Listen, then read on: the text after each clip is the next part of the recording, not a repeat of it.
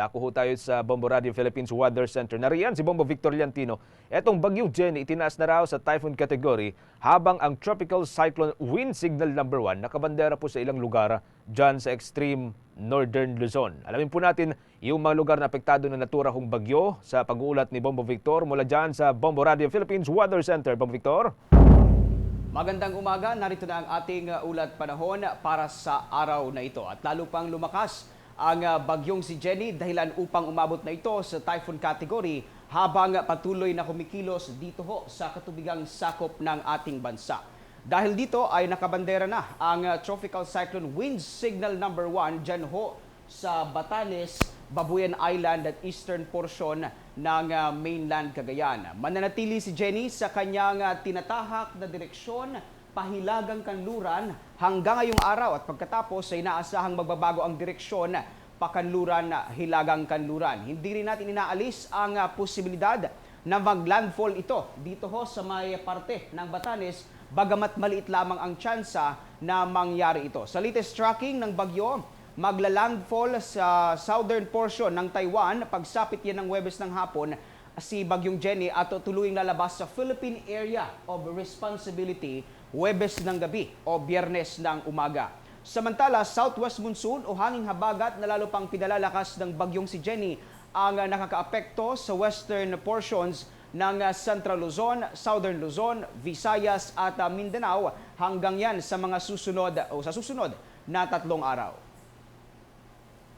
Batay sa datos ng Bombo Weather Center, huling namataan ang sentro o mata ng bagyong si Jenny sa layong 655 km east ng Apari, Cagayan o 665 km east ng Calayan, Cagayan. Taglay nito ang lakas ng hangin na umaabot na sa 120 km per hour malapit sa gitna at mayroong pagbugsong umaabot sa 150 km per hour. Kumikilos ang naturang sama ng panahon, pahilagang kanluran sa bilis na 10 km per hour.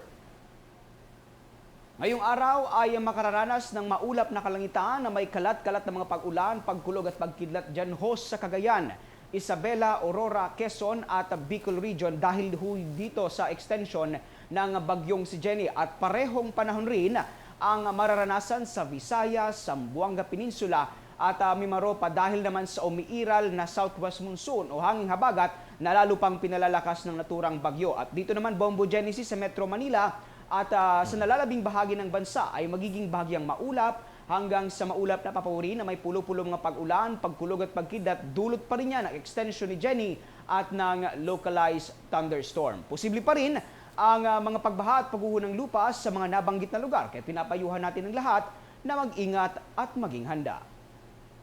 Yan muna ang aking... Bumabik? Yes, Bombo Genesis.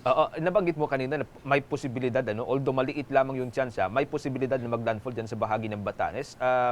Mayroon na bang araw na tinatayang possibly maglalandfall sa Batanes ito? Kung sakali man?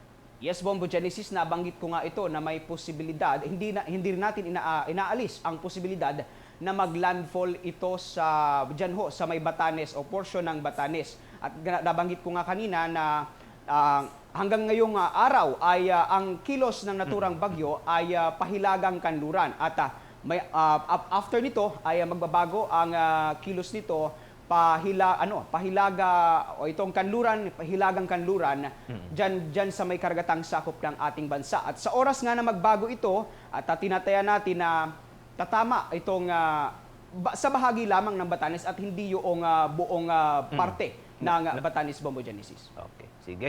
Maraming salamat, Bombo Victor.